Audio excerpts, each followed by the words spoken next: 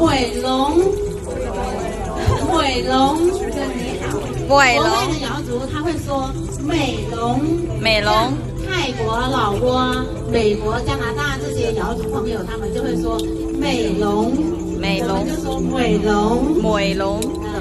吃饭，眼糖，眼糖，会说了吗？吃饭，喝茶，喝茶，喝茶。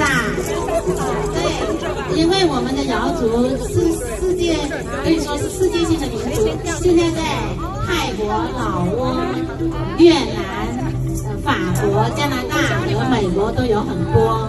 他们现在每年都有回来寻亲访友。